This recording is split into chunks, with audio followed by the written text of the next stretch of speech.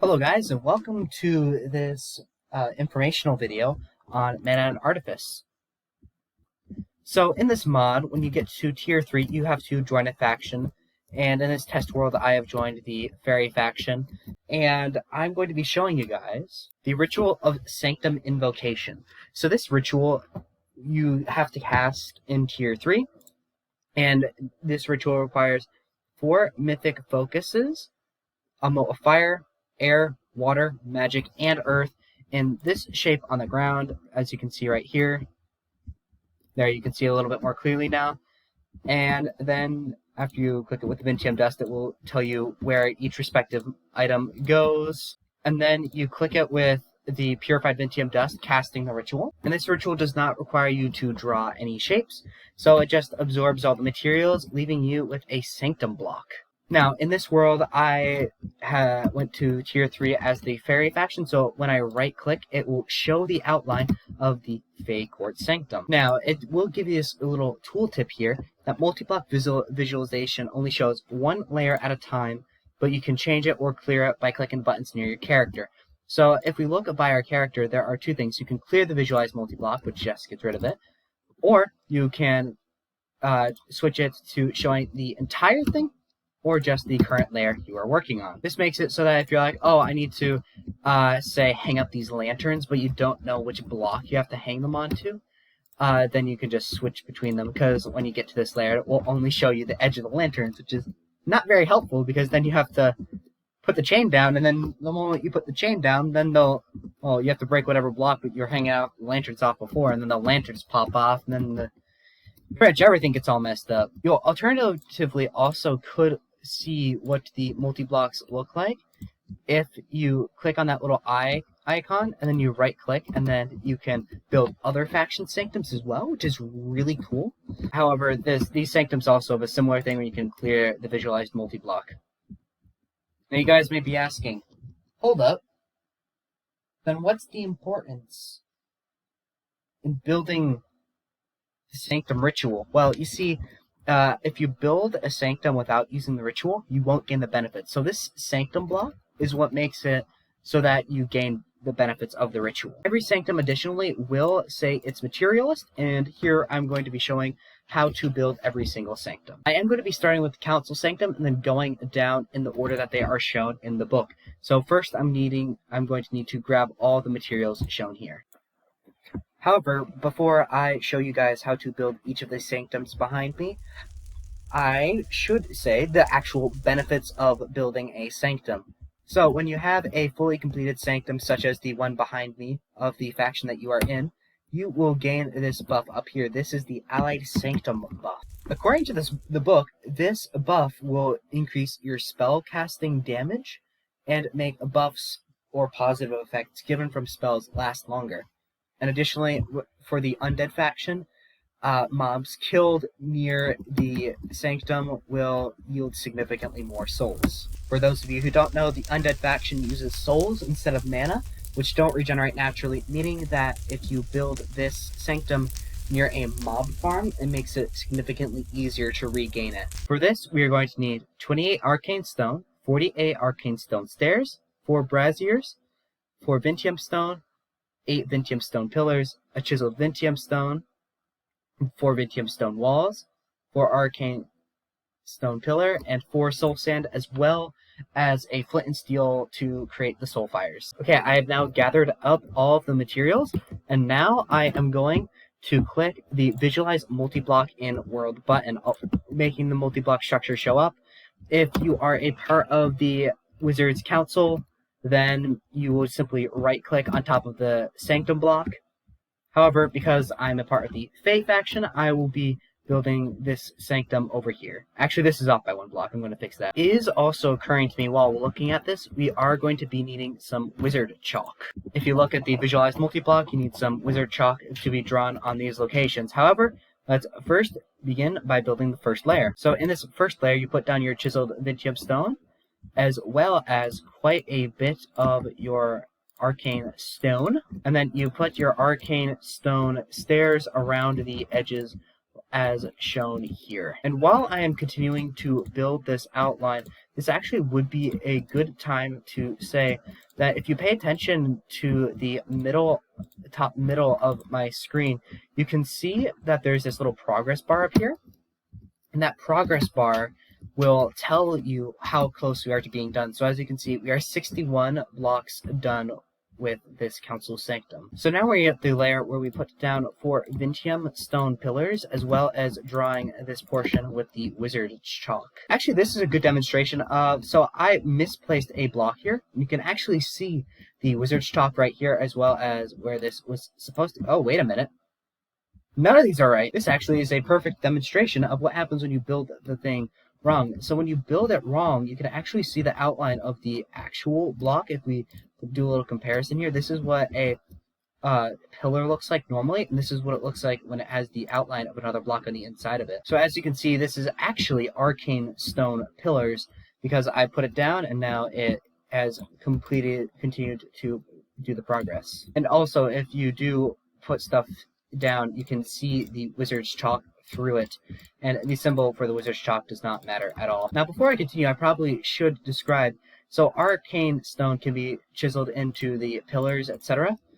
And similarly, this Vintium stone, which is crafted in a mana weaving altar with a piece of Vintium with 8 arcane stone, it can be chiseled into the various varieties of arcane stone we see here, including the stone wall. Continuing on, in this layer we put down 4 of our arcane stone pillars, and then in the next layer we put 4 arcane stone walls. We then put the rest of our arcane stone pillars as well as the braziers. Now, one thing we can demonstrate here is that the fences and stairs, respectively, the direction that they are facing does matter. If I were to put something here, hence messing up this fence, as you can see, it now shows the lower part of the multi-block.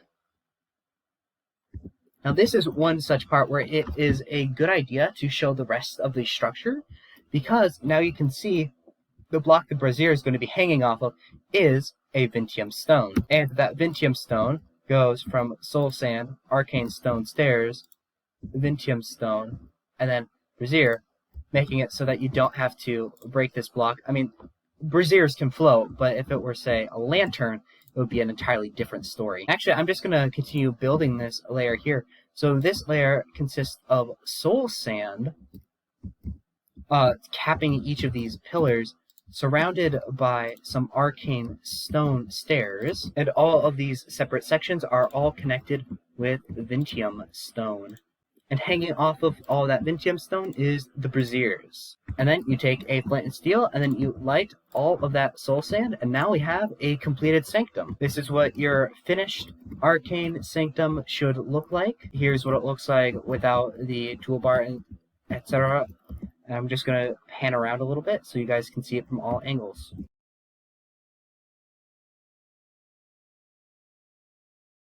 There we go. That is the first of the 4 sanctums complete. The second sanctum we are going to be building is the demonic sanctum, which is built from some nether brick walls, crying obsidian, nether bricks, chiseled nether bricks, and nether brick stairs.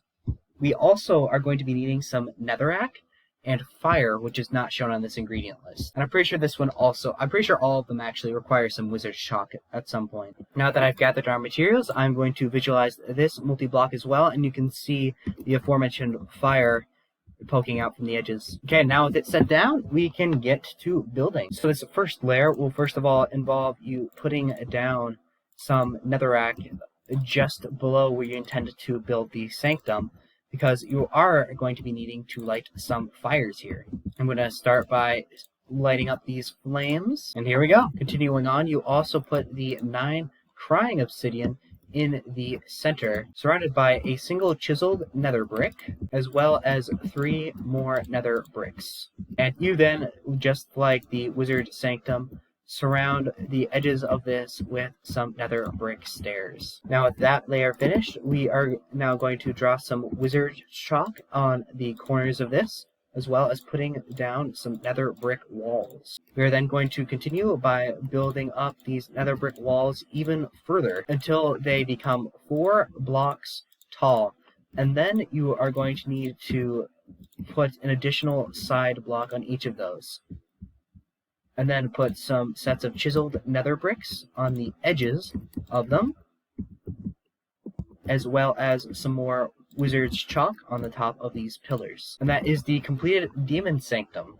Our next sanctum is the Fey Court Sanctum, which is built from oak logs, orange tulips, and by the way guys, the flower type does matter. Oak logs, orange tulips, runic light, oak leaves, lantern, glowstone, pink tulips, red tulips, lilies of the valley, chains, and white tulips. Now, runic light can be crafted with sea lanterns as well as 2 pieces of wood, which does make this sanctum pretty expensive because you have to have sea lanterns in order to make it. So I'm going to start by building this by drawing out these 12 wizard chalk around the outside edges of this sanctum, and then putting down the runic light. We then continue by matching up the flowers to where they are shown here, and this actually does require to have some dirt underneath. So I'm showing from above the places where dirt needs to be, if that's an issue for you guys. So you place one of the lilies of the valley here, here, here, and here. Then place a orange lily there, so as a pink tulip next, and then a red tulip, another orange, and then I believe this is a white one, yep. Then more pink, red, yep, orange, and pink again, orange, white, and pink, as well as another pink one right here. And I'm pretty sure that is all the flowers. You then continue by putting down some oak logs nearby. Oh, it turns out I forgot a red tulip. And that is the end of that layer. And then the next layer you go in a little bit more with some more of these oak logs. Continuing to build up the tree as shown by the outline. And now this layer, this is a point where you might want to switch to seeing the whole multi-block structure.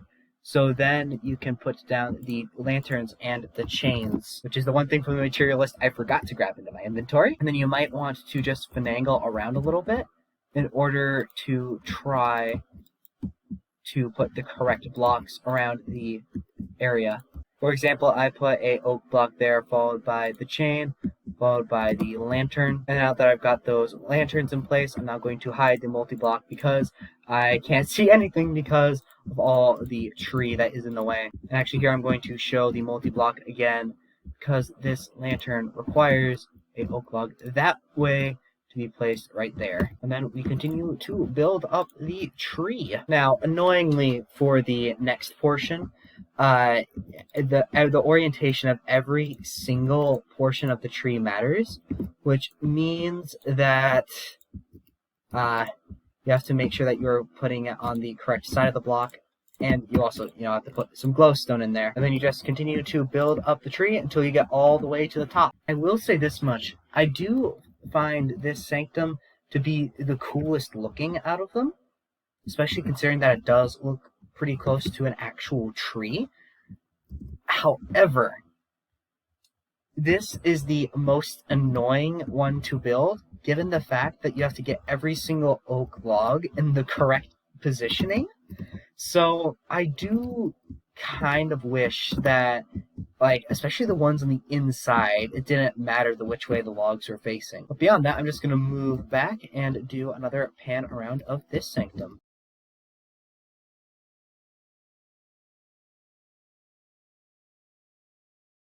So the last sanctum we are going to be covering is the Undead Sanctum, which requires 28 bone blocks, 17 smooth quartz blocks. It does matter what type of quartz block it is.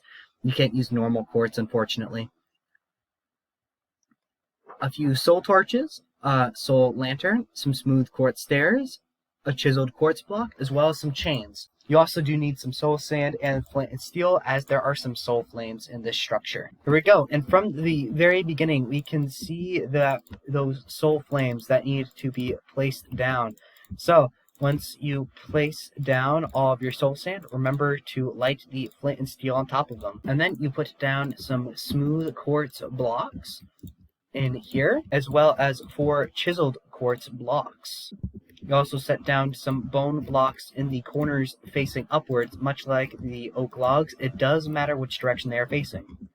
And then you fill in the remainder of each side with some smooth quartz stairs. You then continue to build up each part of the layers with some bone blocks, and I did forget to mention, you do need yet more wizard chalk in order to finish drawing out this layer. You then build it up one more layer, and then put some soul torches on the edges of these pillars. You then continue to build it up with even more bone blocks. As the next layer also includes a lantern, I recommend showing the entire multi-block, so then you can build a cross and then set in the chain, your chiseled quartz block, and then your soul lantern. Then you finish the structure by building it across with bone blocks, and then you set chains supporting this central chiseled quartz block, and then that is the end of the Undead Sanctum. Here's one more pan around of the Undead Sanctum.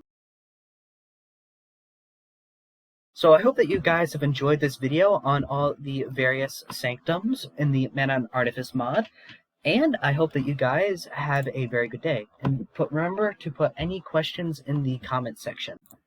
I would like to add that you respond to questions. This video actually came as a response to asking for help from one of my viewers named JD, which, I then responded by creating this video. If you guys have any questions, feel free to ask them. I can then continue to respond and maybe help out other people who have similar questions. Also, Ethan, I am going to make the Illager video eventually. I'm working on it.